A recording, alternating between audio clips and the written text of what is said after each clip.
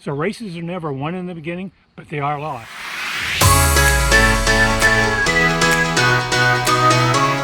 Welcome to the Ageless Runner. I'm Ralph. Hey, if you enjoy running and learning about running and you haven't yet subscribed to my channel, please consider doing so by hitting that subscribe icon down in the corner. Thank you so much. So in a few days, I'll be heading out to go do the Mohican Trail Marathon. This is a race done at Mohican State Park in Ashland County, Ohio. Looking forward to it. This is actually my 4th time to do it. This race is what started my whole running journey. The first year I did it, I actually walked it. The thing about this race, there's also a 50-mile and 100-mile race also run at the same time. So people doing the marathon have oodles and oodles of hours to do it. You can actually walk it, which is what I did. And I loved the experience so much, I decided the next year I'm going to run it.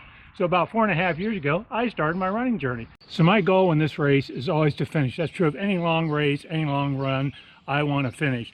And trail running and trail marathons are pretty hard. I mean, you got uneven terrain, lots of hills, rough spots like rocks and roots.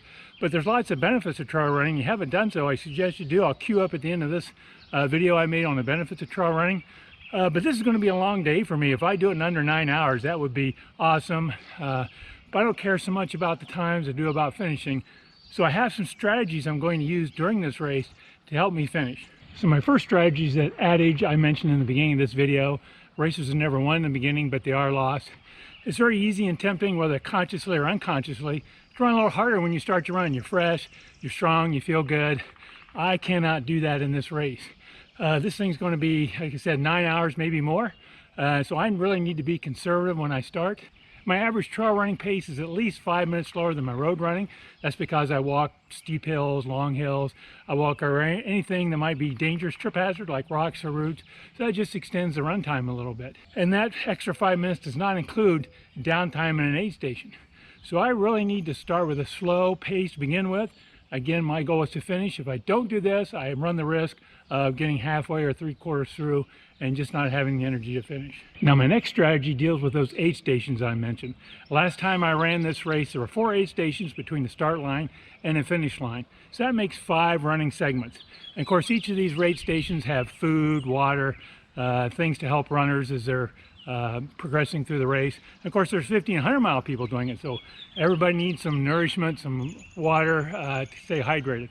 So because there's 5 running segments, I'm going to think of this as 5 races. So I'm going to run the first segment, get to the first aid station, have a little downtime, eat, drink, and then when I feel reasonably rested, head off to the next aid station and look at that as 5 running segments. Think that'll help me mentally so I don't get overwhelmed saying, oh my gosh, I got to do 26 miles. It's hot or whatever's going on that day, to help me compartmentalize the run and be more successful in finishing the race. Now you can use that same strategy even on a long run. Just kind of program 3 or 4 breaks, depending on how long your run is, where you'll stop, rest for a few minutes, eat a little something, drink a little something, and give yourself a little downtime, recover, and then head off on your next segment. Works really well mentally. So my next strategy actually involves my phone, and that is I'm going to set a timer for every 20 to 30 minutes to remind me to drink and eat something. This will be between aid stations. Obviously, when I get to an aid station, I can eat and drink, but between that, I need to stay hydrated and fueled. Now you may ask, well, why do you need a timer? Just look at your watch. Well, the thing about trail running, for me, it takes a lot of concentration, and I can easily forget when did I last take an energy gel, when did I last drink. So I don't want to have that happen. I need to stay fueled and hydrated constantly or I'm going to peter out.